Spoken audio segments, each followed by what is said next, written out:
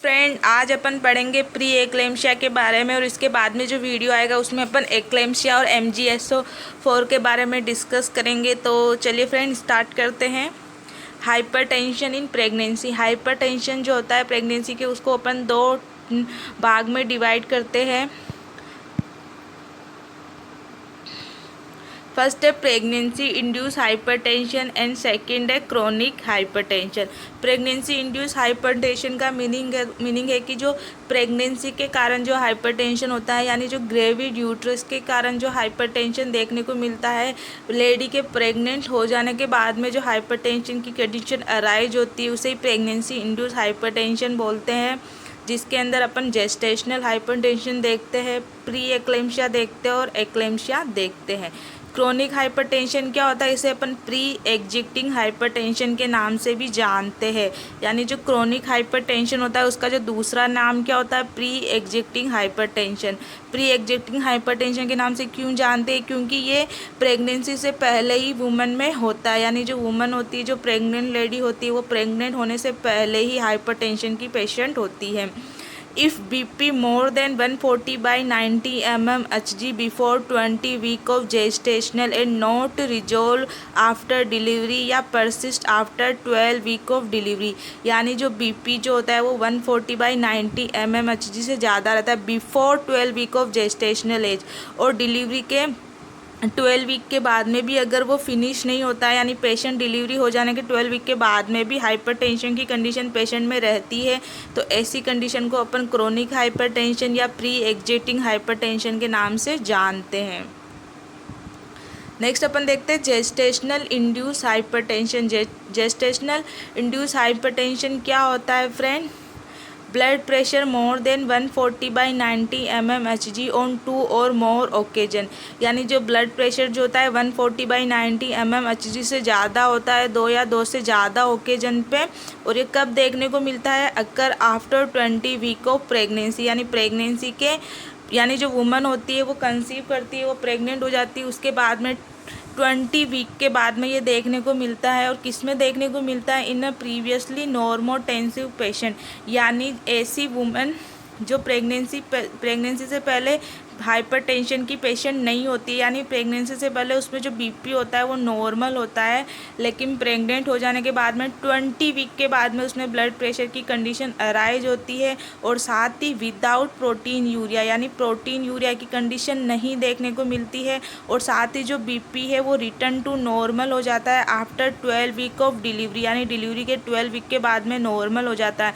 यानी हम कह सकते हैं कि जो जेस्टेशनल हाइपरटेंशन जो कंडीशन होती है वो क्या होती है कि blood pressure more than 140/90 mmHg होता है, 2 या 2 से अधिक बार डिफरेंट 4 to 6 आवर के अपार्ट के ड्यूरेशन में काउंट करने पे, और साथ ही 20 वीक ऑफ प्रेगनेंसी के बाद में देखने को मिलता है। ऐसी वुमन में देखने को मिलता है जो प्रीवियसली नॉर्मोटेंसिव पेशेंट होती है, विदाउट प्रोटीन यूरिया की कंडीशन में देखने को मिलता है, और return to normal after 12 week of delivery. तो ऐसे ही हाइपरटेंशन को जेस्टेशनल इंड्यूस हाइपरटेंशन के नाम से जानते हैं। नेक्स्ट अपन देखते हैं प्री एक्लेम्शिया। प्री एक्लेम्शिया क्या होता है? New onset of hypertension after 20 week of gestational along with protein urea followed by return of BP to normal within 12 week of postpartum। यानी अपन कह सकते हैं कि जो ऐसी कंडीशन, यानी जो न्यू ऑनसेट होता है हाइपरटेंशन का, और कब होता है? 20 वीक ऑफ प्रेगनेंसी के 20 वीक के बाद में, और साथ ही प्रोटीन यूरिया की कंडीशन देखने को मिलती है, और return to normal within 12 week of postpartum, यानी डिलीवरी हो जाने के बाद में 12 वीक के अंदर जो BP है वो नॉर्मल हो जाता है। तो ऐसी कंडीशन को अपन प्री एक्लेम्शिया के नाम से जानते हैं। Old name of pre eclampsia is toxaemia of pregnancy. यानी जो ओल्ड नेम जो है प्री एक्लेम्शिया का वो टॉक्सीमिया ऑफ प्रेगनेंसी है। इंपॉर्टेंट क्वेश्चन है, पूछा गया है, तो याद रखना। नेक्स्ट अपन देखते हैं प्री एक्लेम्शिया। जो प्री एक्लेम्शिया है, जैसा कि अपन ने अभी डेफिनेशन के रूप में पढ़ाई था कि प्री एक्लेम्शिया क्या होता है, जो जेस्टेशनल हाइपरटेंशन होता है वो प्लस प्रोटीन यूरिया। यानी जो जेस्टेशनल हाइपरटेंशन होता है उसमें ओनली BP ही इंक्रीज देखने को मिलता है, लेकिन प्री एक्लेम्शिया की कंडीशन में अपने को BP इंक्रीज देखने को मिलता है, साथ ही प्रोटीन यूरिया और माइल्ड एडिमा की कंडीशन भी देखने को मिलती है। प्री एक्लेम्शिया की कुछ क्लासिकल ट्रायड फाइंडिंग होती है, वो क्या होती है फ्रेंड, इसकी जो ट्रिक है वो पी आ रही, प्री एक्लेम्शिया में जो पी आ रही है वही इसकी क्लासिकल ट्रायड की ट्रिक है। तो पी से अपन देखते हैं प्रोटीन यूरिया की कंडीशन देखने को मिलती है, आर से अपन देखते हैं राइज बीपी यानी हाइपरटेंशन की कंडीशन देखने को मिलते हैं, और ई से अपन देखते हैं एडिमा, माइल्ड एडिमा देखने को मिलता है फेस पे, हैंड्स पे, ओपिटिंग एडिमा देखने को मिलता है, फिट पे जो फुट होते हैं उस पर एडिमा देखने को मिलता है। तो ये जो ट्रायड फाइंडिंग होती है प्री एक्लेम्शिया की वो ये होती है प्रोटीन यूरिया, हाइपरटेंशन और एडिमा।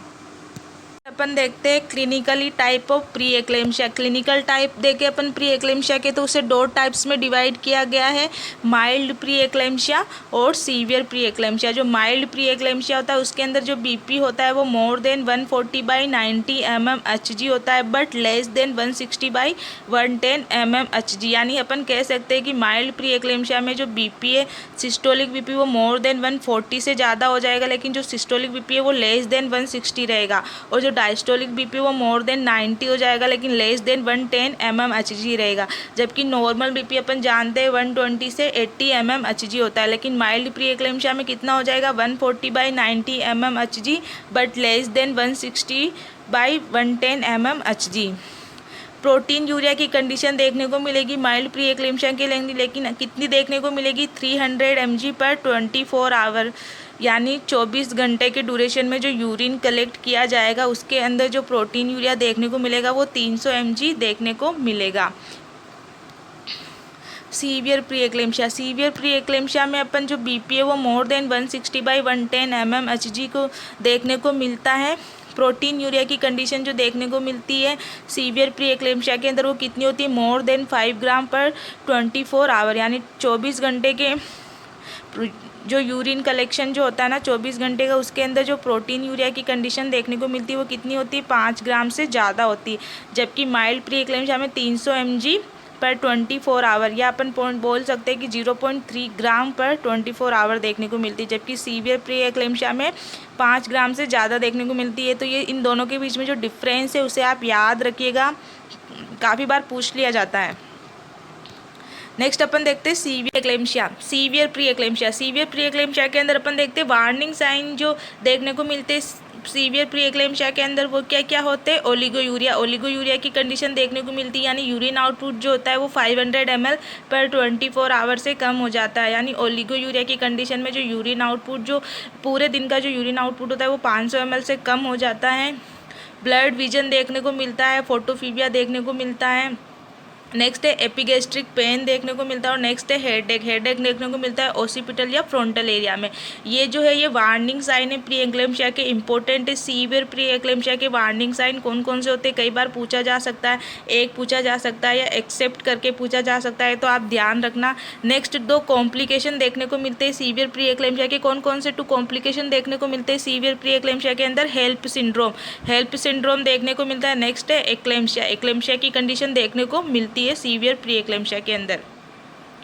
पल्मोनरी एडिमा भी देखने को मिलता है सीवियर प्री एक्लेम्शिया के अंदर। साथ ही जो एपिगेस्ट्रिक पेन जो है वो देखने को मिलता है राइट अपर क्वाड्रेंट के अंदर, क्योंकि जो लीवर कैप्सूल है उसका हेमरेज हो जाना, उसका इन्वॉल्वमेंट हो जाने के कारण राइट अपर क्वाड्रेंट में एपिगेस्ट्रिक पेन देखने को मिलता है। IUGR की कंडीशन देखने को मिलती है, यानी इंट्रा यूटेराइन ग्रोथ रिटार्डेशन देखने को मिलता है फीटस के अंदर, क्योंकि फीटस है उसे प्रॉपर न्यूट्रिशन नहीं मिल पाएगा इस कारण से। नेक्स्ट है एक्लेम्शिया, जो कॉम्प्लिकेशन देखने को मिलता है प्री एक्लेम्शिया में, उसमें एक्लेम्शिया, एक्लेम्शिया क्या होता है कि जो प्री एक्लेम्शिया होता है उसी के अंदर अगर सीजर और कोमा को ऐड कर दिया जाता है तो वो एक्लेम्शिया की कंडीशन कहलाती है। नेक्स्ट अपन देखते हैं हेल्प सिंड्रोम। हेल्प सिंड्रोम क्या होता है, haemolysis, elevated liver enzymes, low platelet count, यानी हीमोलाइसिस की कंडीशन देखने को मिलती है। जो लीवर एंजाइम है यानी ST और ALT, एस्पारेट ट्रांस एमाइनेज और एलेनिन ट्रांस एमाइनेज, इनकी क्या जो वैल्यू होती है वो इंक्रीज हो जाती है। कितनी इंक्रीज हो जाती है, मोर देन 70 इंटरनेशनल यूनिट पर लीटर हो जाती है। और लो प्लेटलेट काउंट देखने को मिलता है, कितना देखने को मिलता है 1 लाख पर क्यूबिक mm से कम देखने को मिलता है प्लेटलेट काउंट हेल्प सिंड्रोम में। नेक्स्ट अपन देखते हैं कि क्या कारण क्या क्या होते हैं प्री एक्लेम्शिया के या जो प्रेगनेंसी के अंदर जो हाइपरटेंशन की जो कंडीशन अराइज होती है उनके क्या क्या कारण होते हैं। वैसे कोर्स में से ज़्यादातर क्वेश्चंस पूछे नहीं जाते। जो प्री एक्लेम्शिया की जो टाइप है, mild pre eclampsia, severe pre eclampsia, उनमें कितना बीपी इंक्रीज होता है, प्रोटीनूरिया क्या देखने को मिलता है, जो इसके वार्निंग साइन एंड सिम्टम है, जो कॉम्प्लिकेशन है और मैनेजमेंट है, MgSO4 है, वहाँ से ज़्यादा क्वेश्चंस बनते हैं। तो कोच में से इतना क्वेश्चंस बनता नहीं है। फर्स्ट देखते हैं प्रोस्टाग्लैंडिन I2। जो प्रोस्टाग्लैंडिन I2 है उसकी कारण भी प्री एक्लेम्शिया की कंडीशन देखने को मिलती है, क्योंकि जो प्रोस्टाग्लैंडिन I2 जो होता है ना, वो क्या करता है फ्रेंड कि उसका काम होता है वेसोडाइलेटर का काम होता है। लेकिन इन प्रेगनेंसी के अंदर प्रोस्टाग्लैंडिन I2 जो होता है वो डिक्रीज हो जाता है, और एक जो थ्रोम्बोक्सिन होता है वो जो होता है उसका काम होता है वेसो कॉन्स्ट्रिक्शन का करना। तो नॉर्मल प्रेगनेंसी के अंदर प्रोस्टाग्लैंडिन I2 और थ्रोम्बोक्सिन जो होता है दोनों का लेवल बराबर होता है। प्रोस्टाग्लैंडिन I2 जो होता है वो वेसोडाइलेटर का काम करता है, और थ्रोम्बोक्सिन जो होता है ना वो वेसो कॉन्स्ट्रिक्शन का काम करता है। तो बीपी मेंटेन रहता है। लेकिन इन प्री एक्लेम्शिया में क्या होता है कि प्रोस्टाग्लैंडिन का लेवल कम हो जाएगा, और जिसके कारण से जो थ्रोम्बोक्सिन है वो जो अपना फंक्शन है कॉन्स्ट्रिक्शन करने का वो करेगा, लेकिन प्रोस्टाग्लैंडिन वेसोडाइलेटर वाला जो उसका जो एक्शन है वो नहीं कर पाएगा। तो वेसो कॉन्स्ट्रिक्शन हो जाने के कारण बीपी की कंडीशन देखने को मिलेगी। नेक्स्ट है नाइट्रिक ऑक्साइड। नाइट्रिक ऑक्साइड भी प्री एक्लेम्शिया की कंडीशन में या प्रेगनेंसी इंड्यूस हाइपरटेंशन की कंडीशन में क्या होता है, डिक्रीज हो जाता है। जो मेन फंक्शन होता है नाइट्रिक ऑक्साइड का वो क्या होता है, प्लेटलेट के एग्रीगेशन को कंट्रोल करना यानी हेल्प करना, और साथ ही जो स्मूथ मसल जो होती है उसको रिलैक्स करता है। लेकिन जो प्री एक्लेम्शिया की कंडीशन में नाइट्रिक ऑक्साइड का लेवल कम हो जाएगा तो प्लेटलेट का एग्रीगेशन नहीं होगा, स्मूथ मसल रिलैक्स नहीं हो पाएगी, और एंजियोटेंसिन सेकेंड। नेक्स्ट है प्लेसेंटल अबनॉर्मलिटी। प्लेसेंटल अबनॉर्मलिटी में फॉर एग्जांपल अगर प्लेसेंटल की इस्चमिया की कंडीशन देखने को मिलेगी तो जो प्लेसेंटा में जो सफिशिएंट अमाउंट में जो ऑक्सीजन पहुंचनी चाहिए वो पहुंच नहीं पाएगी। इसी कारण से बच्चे के अंदर IUGR की कंडीशन भी देखने को मिलेगी। नेक्स्ट है ऑक्सीडेटिव स्ट्रेस, और नेक्स्ट है साइटोकाइनिन। तो इनके नाम आप याद रखना। नेक्स्ट देखते हैं रिस्क। देखते हैं नल्ली पेराइटी। नल्ली पेराइटी की कंडीशन होगी एडवांस एज जैसे 40 ईयर से ज़्यादा या फिर 18 ईयर से कम होना, फैमिली हिस्ट्री हो, रीनल फेलियर की कंडीशन हो, या फिर क्रोनिक हाइपरटेंशन की कंडीशन हो, एंटी फास्फोलिपिड एंटीबॉडी सिंड्रोम की कंडीशन हो, या फिर पॉलीहाइड्रोमिनाज की कंडीशन हो, हाइड्रोप्स फिटेलिस की कंडीशन हो। हाइड्रोप फिटेलिस को अपन अलग से एक वीडियो इसका बनेगा उसमें डिस्कस करेंगे इसके बारे में। नेक्स्ट है डायबिटीज़ मेलाइटिस टाइप फर्स्ट या टाइप सेकंड की कंडीशन हो, प्राइमरी ग्रेविडा की कंडीशन हो, इमोशनल स्ट्रेस की कंडीशन, या फिर ओबेसिटी यानी जो BMI होता है वो 30 या 35 से अबव होना, उस कंडीशन में भी प्री एक्लेम्शिया होने के चांस ज़्यादा रहते हैं। तो ये सब इसके रिस्क फैक्टर है फ्रेंड, नाम याद रखना, पूछे जा सकते हैं। देखते हैं screening test for hypertension in pregnancy, यानी प्रेगनेंसी के दौरान जो हाइपरटेंशन को डिटेक्ट करने के लिए क्या क्या स्क्रीनिंग टेस्ट किए जाते हैं। वैसे तो बहुत सारे होते हैं, मैंने यहाँ पे कुछ को ही इंक्लूड किया है जो इम्पोर्टेंट है। 48 आवर बीपी मॉनिटरिंग, यानी 24 से 48 आवर बीपी मॉनिटरिंग करना है पेशेंट का। मीन आर्टेरियल प्रेशर मॉनिटर करना, और साथ ही roll over test. Roll over test important है, पूछा जा सकता है कि रोल ओवर टेस्ट किसके लिए किया जाता है। तो रोल ओवर टेस्ट किया जाता है, स्क्रीनिंग टेस्ट होता है हाइपरटेंशन को डिटेक्ट करने के लिए प्रेगनेंसी के अंदर, या प्री एक्लेम्शिया को डिटेक्ट करने के लिए किया जाता है। रोल ओवर टेस्ट क्या होता है, after resting in the left lateral position, यानी जो वुमन होती है वो लेफ्ट लेटरल पोजीशन में उसे कुछ देर के लिए रेस्ट करवाया जाता है, उसके बाद में उसको टर्न करवाया जाता है सुपाइन पोजीशन में।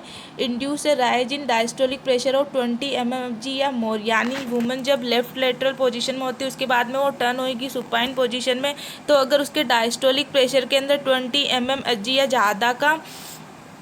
ज़्यादा बीपी इंक्रीज हो जाता है तो ये एक पॉजिटिव टेस्ट को इंडिकेट करता है। रोल ओवर टेस्ट को इंडिकेट करता है कि वुमन के अंदर प्री एक्लेम्शिया है या डेवलप हो सकता है।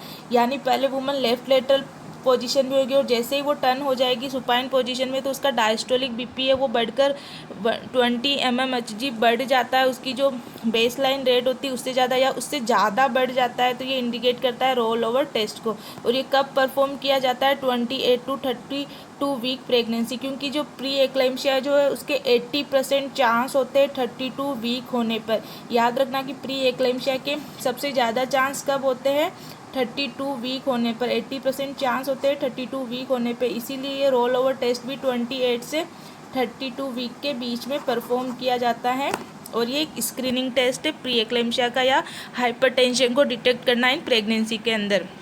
नेक्स्ट अपन देखते हैं management of pre eclampsia, general management और ऑब्स्ट्रक्टिव मैनेजमेंट। जो ऑब्स्ट्रक्टिव मैनेजमेंट होता है वो डिपेंड होता है जो ड्यूरेशन जो होता है प्रेगनेंसी का, सीवियरिटी जो होती है प्रेगनेंसी की, रेस्पॉन्स ऑफ मेडिकेशन और कॉम्प्लिकेशन। माइल्ड प्री एक्लेम्शिया में क्या क्या नर्सिंग इंटरवेंशन किया जाएगा फ्रेंड? वैसे तो जो मैनेजमेंट है प्री एक्लेम्शिया का वो बहुत ही लेंदी है और उसमें काफ़ी कुछ इंक्लूड किया जा सकता है, लेकिन मैंने यहाँ अपने अकॉर्डिंग कुछ पॉइंट्स को इंक्लूड किए जो मुझे इंपॉर्टेंट लगे, जो पूछे जा सकते हैं। क्योंकि अगर मैं उन सारे पॉइंट्स को इंक्लूड करती तो वीडियो बहुत लंबी हो जाती, बहुत बोरिंग भी हो जाती और शायद आपको पढ़ना भी अच्छा नहीं लगता। तो मैंने उन्हीं पॉइंट्स को इंक्लूड किया है जो मुझे इंपॉर्टेंट्स लगे।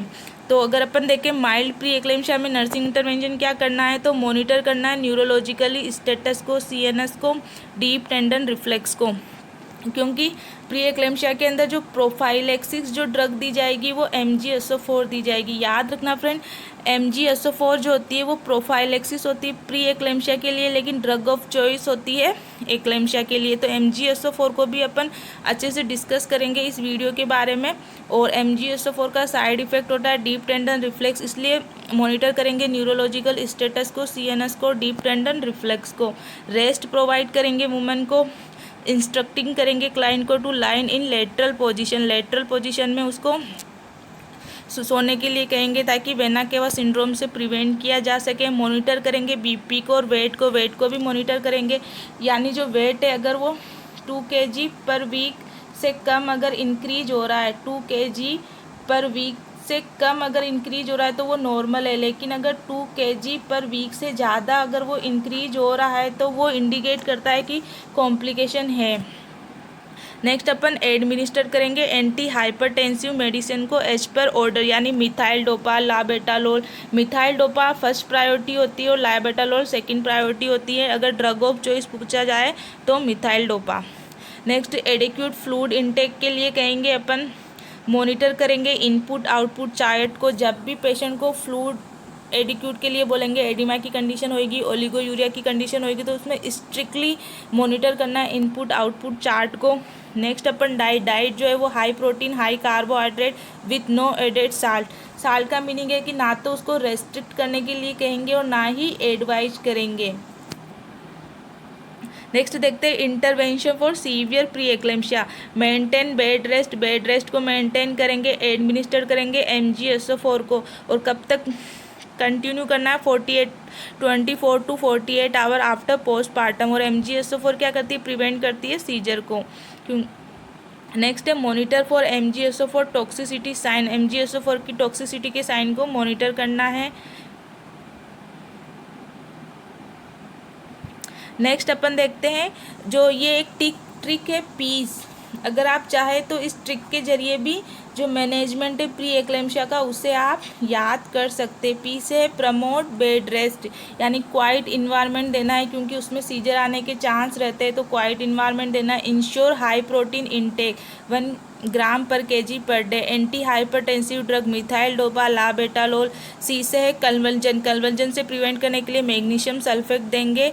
और इवैल्यूएट करेंगे कुछ फिजिकली पैरामीटर को, ब्लड प्रेशर को, यूरिन आउटपुट को, रेस्पिरेशन को, पटेलर रिफ्लेक्स को। तो ये एक ट्रिक है, आप इस नर्सिंग इंटरवेंशन को इस ट्रिक के जरिए भी याद कर सकते हैं। ऑब्स्ट्रक्टिव मैनेजमेंट देखें तो ऑब्स्ट्रक्टिव मैनेजमेंट में अगर फर्स्ट अपन देखिए अगर ड्यूरेशन जो है प्रेगनेंसी का वो 37 वीक से कम है और वुमन के अंदर ओनली माइल्ड प्री एक्लेम्शिया की कंडीशन है, यानी कोई भी सीवियरिटी नहीं है प्रेगनेंसी की, और उसमें जो रेस्पॉन्स जो आ रहा है मेडिकेशन का वो पॉजिटिव ही आ रहा है और उसमें कॉम्प्लिकेशन एब्सेंट है, तो उस कंडीशन में अपन प्रेगनेंसी को कंटिन्यू रखेंगे टिल द EDT, यानी जो उसकी EDT है उस तक कंटिन्यू रखेंगे। बट अगर if duration of pregnancy more than 37 week, severe pre eclampsia की कंडीशन है या सीवियरिटी जो है प्रेगनेंसी के वो प्रेजेंट है, मेडिसिन से कोई रेस्पॉन्स नहीं आ रहा और कॉम्प्लिकेशन जो है वो प्री एक्लेम्शिया के प्रेजेंट है, तो उस टाइम पे टर्मिनेशन करना प्रेगनेंसी का। प्रेगनेंसी का जो टर्मिनेशन है वो भी 2 कंडीशन पे किया जाता है, या तो सिजेरियन सेक्शन किया जाता है या फिर इंडक्शन ऑफ लेबर के थ्रू किया जाता है। इसके भी कुछ क्राइटेरिया होता है जिसको अपन नेक्स्ट वीडियो में डिस्कस करेंगे। थैंक यू फ्रेंड, और प्लीज़ वीडियो पसंद आए तो चैनल को सब्सक्राइब करें, वीडियो को लाइक करें और